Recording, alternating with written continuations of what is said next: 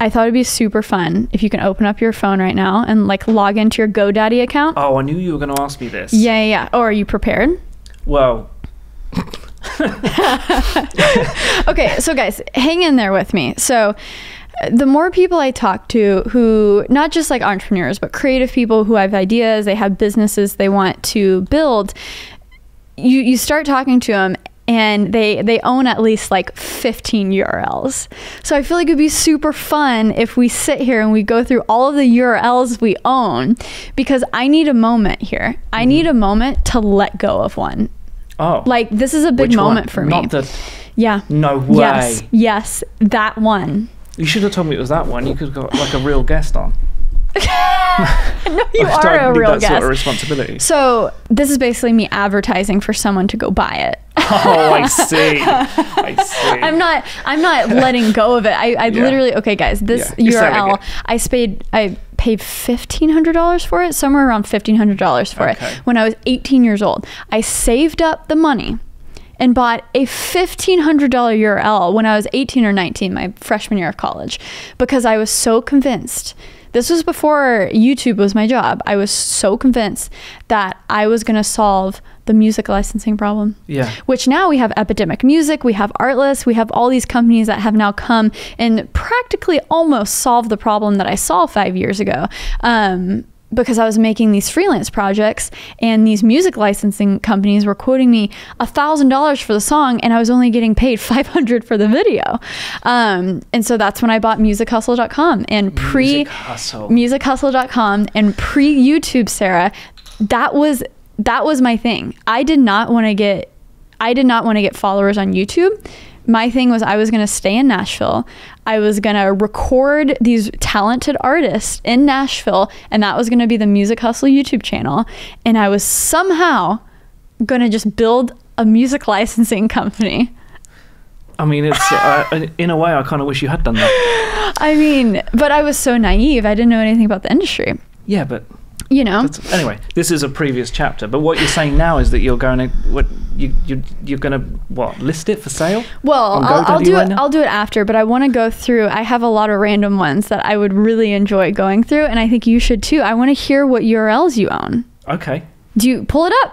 I mean, do you have them in your brain? I guess you don't. I own so many. I do have a funny story about your URLs. Okay. And please tell. I mean, just the synopsis is that I did go through a spate of going onto the GoDaddy auction site and finding domain names for sale and listing them by traffic, because they still measure the traffic even though... And would you buy it and then you would resell it? I bought it thinking I would be able to do something with that traffic. Yeah. So I do actually have about 30 of those, and I've probably earned...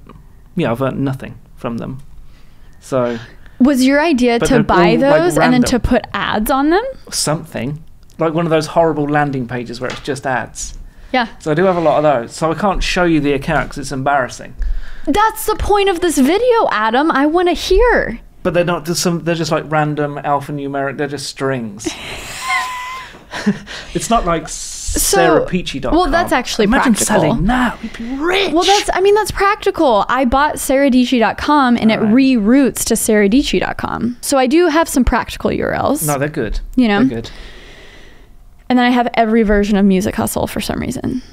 Because that was the thing. That was the thing. I mean, when you have an idea, your point is when you have an idea, the first thing you think is, I need all the domain names. And I kid you not, this is kind of embarrassing. So you're going to have to share something here, Adam. All right, I'll share, don't worry. I was convinced for some reason that it was going to be a big thing to like have these real estate usernames on Snapchat, because geotagging was so big 4 years ago or 3 years ago that I was literally, so I own I have the usernames and I'm sure they've given them up by now because I'm the person who you hate squatting on that username you want.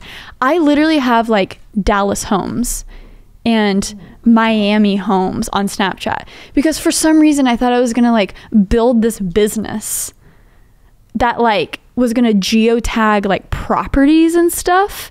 in certain cities via Snapchat and like run, I don't know what this is what I think about when I hate college so much and I'm sitting in the back of class 100%. Just like thinking of something to do. Well, I mean, these ideas are pretty good. Oh, thank you. But we're going to get into some silly ones. Keep one quiet just in case things don't work out. Yeah. Or they can just, hey guys, if you want one of these domains, please DM me. They will all start at $10,000. It's super fair.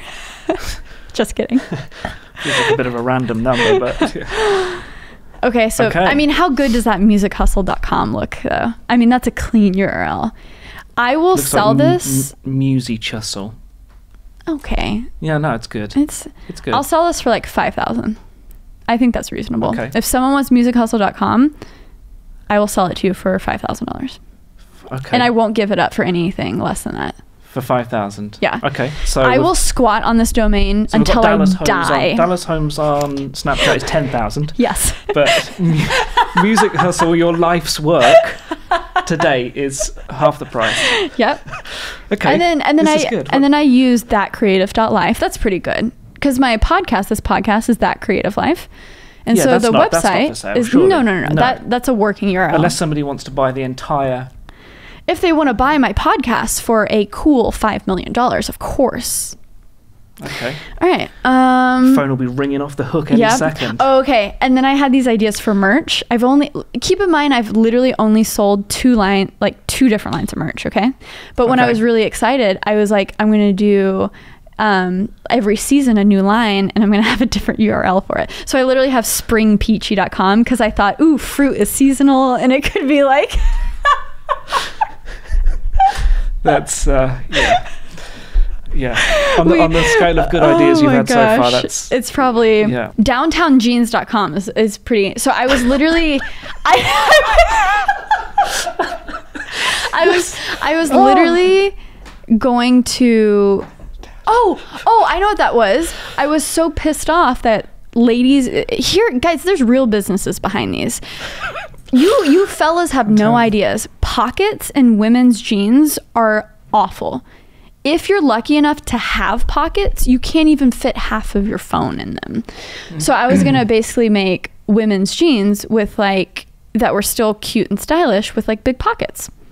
And that's what downtownjeans.com was gonna be. What's next?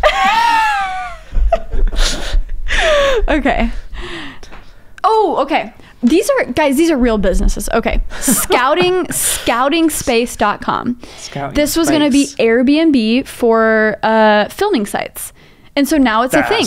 That has to have been done. No, it is now. But that's what I'm saying. I had in Nashville. So I had all these ideas in Nashville that weren't a thing, like music licensing for online creators and freelancers. And this was Airbnb to find spaces to shoot in. One of the people who was actually on Creative Spaces TV, he is a guitar player. He was half of a band that I'm a big fan of, but he also played with Paramore. He toured with Paramore as the utilities guy. So he would like play all instruments. His name is John Howard, and he actually has a company called Avvay, AVVAY.com that does this. But then there's multiple websites that I've used personally now here in New York for sites. But scoutingspace.com. What's the price tag? Because somebody will snap that up. You think someone will snap that up? Oh, I love that this is like now an auction. Yeah. Should have a phone in. How about let's say 500? That's pretty reasonable. Wow. Yeah. That's quite a range on these. Okay. 10,000, 5,000, free, and then 500. So you got to give me something, Adam. This was intended to be a give and take, so you got to give me a few of yours. Yeah. Okay. Well, off the top of so I did try and write a thing that helped. It was a website that helped songwriters write lyrics. So it was basically an editor, a real-time collaborative editor, and you had like a dictionary and a rhyming thing in there. And you could save projects and share them with your bandmates and stuff like this. So that was a thing. Interesting. That was called LyricWorks. Not bad. Yeah. Not bad at all. Right. But I listed it when I knew it wasn't going anywhere. Okay. I listed it and it was a successful sale. Not your sort of numbers. How much? We don't need to. Well, okay, guys. I'm not trading it for downtown jeans, put it that way. But okay, listen. That was one. What's another? Give me like a goofy one that you truly thought was going to go somewhere. Very early on, I had commercialcity.com. Oh, okay. You could probably reroute that to your self-storage business. Yeah, I think a lot of them. Also, I set myself the target of like, if it doesn't, like I buy it for 2 years. If it's not anything in 2 years, then just let it expire. I mean, that makes sense. I should obviously practice that.